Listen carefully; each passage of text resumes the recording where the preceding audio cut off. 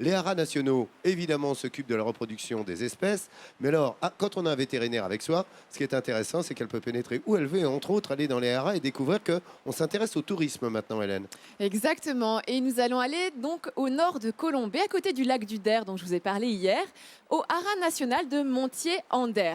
Alors c'est un lieu qui est chargé d'histoire car Napoléon Ier en 1808 y a installé le premier dépôt d'étalons pour pouvoir avoir des reproducteurs pour renouveler la cavalerie. Alors comme tu le dis aujourd'hui, eh bien ces haras nationaux se sont reconvertis.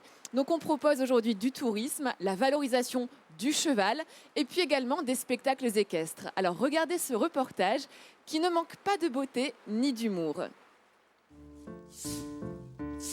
La journée commence toujours par ce même rituel.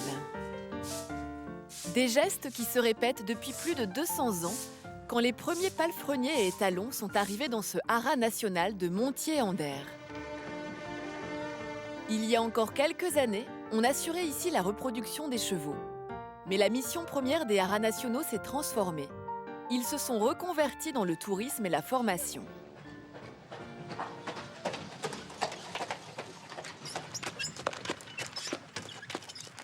Depuis 2007, c'est une autre musique qui rythme le quotidien de ce lieu exceptionnel, celle des voitures à cheval.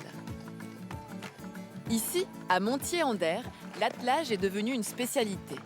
Régis Drouaillet bombe sur la tête et formateur dans cette discipline. Voilà. Elle répond bien au petit claquement de langue, hein, comme ça. Il éduque à la fois les chevaux et les meneurs. Et il y a encore 8 jours, Joël et sa jument n'y connaissaient rien. Le but de l'opération, c'est que Joël soit autonome en extérieur. On quitte donc la quiétude du haras pour se frotter à un environnement plus urbain. Voilà, ça descend, t'as ton frein, et il y a un passage piéton. Allez, c'est rien, ma belle, c'est rien. Vas-y, ça va bien. Oui, très bien. Quand Joël aura pris de l'assurance, il pourra sortir sa jument sans l'aide de Régis. Surtout l'intérêt, c'est que je voulais aussi, moi, aller en balade dans les chemins par chez moi avec toute ma famille. Donc c'est quand même l'intérêt d'avoir un cheval de trait.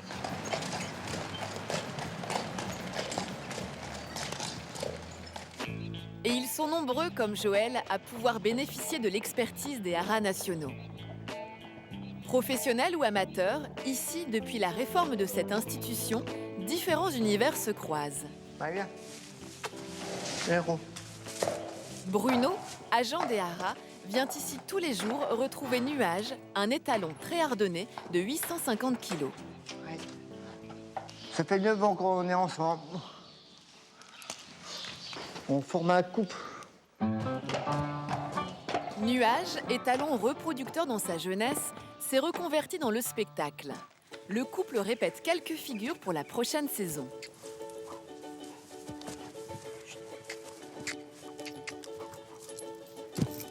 Eh bien. Nuage est le digne représentant de la race locale, le très ardennais, un cheval au caractère de nounours. Gentil, câlin, affectueux. Et des fois un peu cabochard, mais c'est normal. Cabochard, effectivement, Nuage peut l'être un peu. Allez, c'est bon, mets-toi bien. Quand il préfère se gratter les fesses sur cette pelouse bien verte, Nuage. Bruno ne peut pas vraiment faire le poids. Hé, chut, Nuage, allez. Allez, Nuage. Hé, allez. Allez. Voilà. Ah bah des fois, c'est pas facile, hein. Pas toujours facile, mais avec douceur, Bruno réussit toujours à convaincre Nuage. Dans la cour d'honneur du haras, il y en a un autre qui ne manque pas d'humour.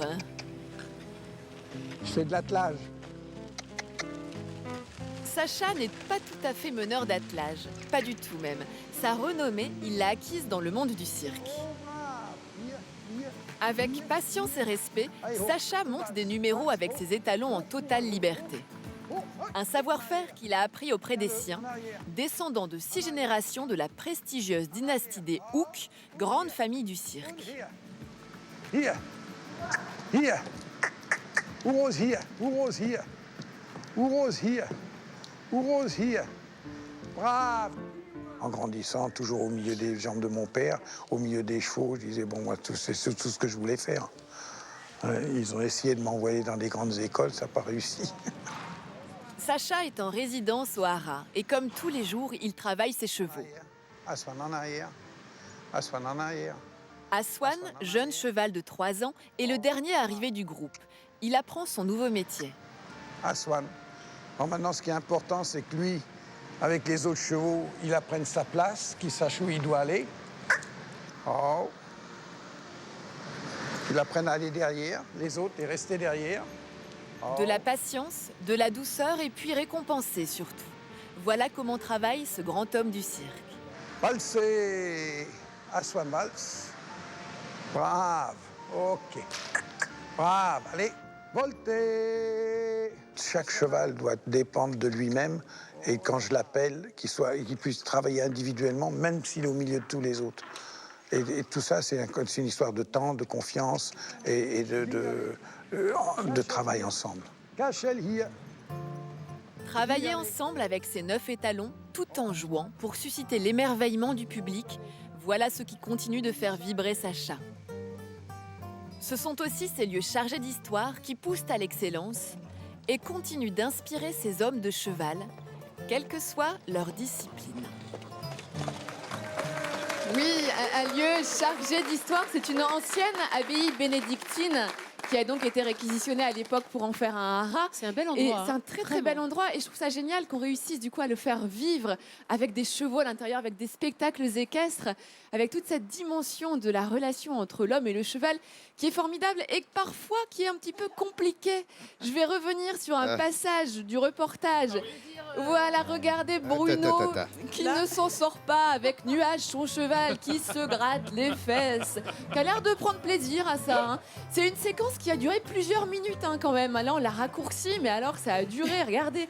Ouh là là, et là il ne peut qu'attendre. Il ne peut qu'attendre, parce que 850 kilos avec un homme dessus. Ceci dit, il y a quelquefois des chevaux qui, pour rigoler comme ça, se roulent par terre. Oui, effectivement, là, vu la taille c'est vrai. du cheval, il aurait pu. Alors, la petite anecdote aussi, c'est que normalement, ces pelouses ne sont pas, n'acceptent pas les chevaux qu'on marche dessus. Et donc, ils ont fait une petite incartade pour le reportage. Eh bien, je veux dire que les 850 kilos de Nuage. Après, il y avait j'imagine la pelouse, oui, c'est ça. C'est un match de rugby, quoi. Vous imaginez bien la pelouse, exactement. Ouais. Mais ce Nuage, c'est donc un cheval de trait ardennais. C'est une race locale, hein, typiquement d'ici. Très très beau cheval hein, quand même, hein, qui est encore utilisé aujourd'hui pour des travaux agricoles, en viticulture et pour le débardage dans la forêt. Donc c'est bien aussi, comme pour les haras, on leur trouve, bah voilà, regarde, il se couche, ouais. Oui. Quel spectacle, hein, regardez Bruno, hop, et là, voilà. Tu sens une relation forte entre lui et cet animal qui est si puissant. Ouais. Et lui, il paraît tout petit dessus et c'est très beau. Mais ils arrivent à avoir une osmose tous les deux qui est très très belle à voir. Et vous pouvez aller visiter le Haras national de Montier-en-Berre tous les jours de la semaine, du lundi au vendredi. Tous les après-midi, c'est ouvert au public. Donc c'est une belle balade que je vous conseille. Et à Montier-en-Der, je vous conseille également de vous rendre du 21 au 24 novembre prochain, dans quelques jours, au Festival international de la photographie animalière et de nature, de la photographie de nature. C'est un festival qui a lieu depuis 17 ans maintenant et qui rassemble 165 exposants avec des photos donc magnifiques de nature, des prises de vue extraordinaires. Regardez, celle-ci par exemple, ce sont des photographies de Jonathan Loire. Regardez toute la poésie de ces manchots sur la banquise.